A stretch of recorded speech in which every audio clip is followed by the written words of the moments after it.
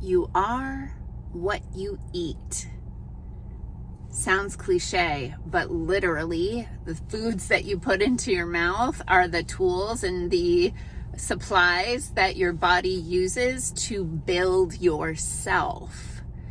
So if you had an ingredient label listed on your back, what would you want to be made of?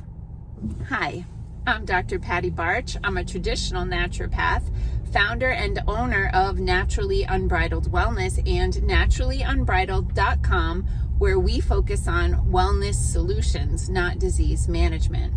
This is Down the Ridge with Dr. Patty, where I give you 7 to 10 minutes of holistic life and wellness information on my way to work.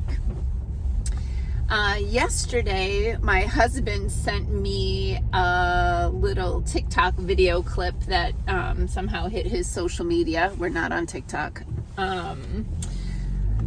But you know, you get to see the clips. And it was of the philanthropath, yes, philanthropath, as in psychopath, or sociopath, pretending to be a philanthropist, trying to do good for the world. That, you know, the computer one that for some reason gets to give medical advice when he is a computer geek, but okay. Anyway, it was a video of him promoting this new synthetic food. Like, it's freaking synthetic food. Okay. So it's this video with this woman who looks malnourished, promoting how the fats from this synthetic food that's supposed to trick you into thinking you're eating animal protein, the fats are made from a, quote, thermochemical process. Where the freak is the regulation here, right? Oh, right. Sick people are profitable. I forgot. When I was back in naturopath school, one of the mentors, I used to watch his webinars or whatever they were called way back then. He said this thing. He said, good nutrition makes a lot of sense, but it doesn't make a lot of dollars. So we've gotten to this situation in this country, more so than in the rest of the world, by the way. The rest of the world is like calling BS on a lot of the crap that we are allowed to put in processed food here in the United States, which is completely illegal in many countries, but we just greenlight that. Like, go ahead, because, you know, you need to eat 5 pounds a day for it to kill you now. But, you know, if you ate a pound a day, maybe it'll kill you in 10 years. That's fine. So anyway, this was all about this synthetic food, and I've been kind of losing my marbles about the synthetic food stuff for a while, because I know what food is. And when I am looking at fake food, fake hamburger, fake hot dogs, fake cheese, fake eggs, fake dairy, right? All of those things that you start reading the ingredients, and it's not food, it's chemistry. I've told you a story about when I was an undergrad and I met this guy that was a food science major, and he told me he was all excited because he was working on a digestible plastic. And we're there, people. We are freaking there. This stuff is in your food.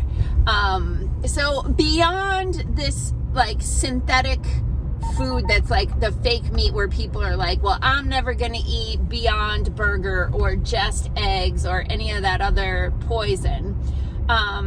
What people don't realize is a lot of the things that you are eating that don't fall into that synthetic food category are still toxic as crap.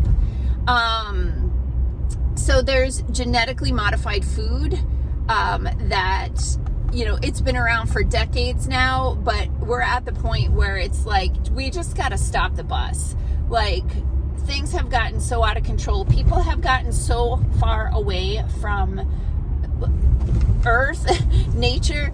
I literally, like, I had this consultation with this woman the other day, and she's got autoimmune disease and she's got massive amounts of inflammation. I ask her what she eats in a day, and she walks me through all the beige carbohydrates that she eats, plus I think the energy drinks. Oh, no. Started her day with a diet soda. Anyway, we've gotten so far away from food and the flavors of natural food that when I talk to someone like that who eats processed food and refined carbohydrates, and I'm like, well, you need to eat more vegetables. Well, I don't like vegetables. I'm like, you got to learn to like vegetables. Your taste buds have been trained to seek these neurochemicals that light up your brain to go, that was freaking delicious. These spicy Doritos are like the bomb. Eat more. Stop eating that stuff. When you read the ingredient label on a food, it should consist of food. So when you're reading it, it should say things like contains beans, water, salt. Okay, I know what all three of those things are, so those are good to eat. Now, a little caveat on that, those need to be organic. Why? Oh, just because the people in charge of food safety said, oh, no. It's totally fine to spray herbicides on your food right before we harvest them so that they can all dry uniformly and make the process easier. So your beans, your grains, your legumes, those all need to be organic now because the people in charge of the food said you can spray poison on them just before we get them ready to go into a container to feed to people. So yeah, fundamentally, what do we need to do? We need to get local. We need to find local producers of natural foods and buy food directly from them. Grow our own food, collaborate, trade, barter, all the things that we did a long time ago before the corporations took over the whole process of feed you crappy food, make a crappy body, feed you crappy medicine to pretend that you don't have a crappy body. So if you're local in the Cooley region, and you sign up for my newsletter, if you go to naturallyunbridled.com, scroll to, there'll be a pop-up, but if you got pop-ups blocked, where you can sign up for my free gift. And the free gift is just the Heal Naturally chapter of my book, 7 Steps to a Naturally Unbridled Life. You get that chapter for free, and then that will put you on my email list.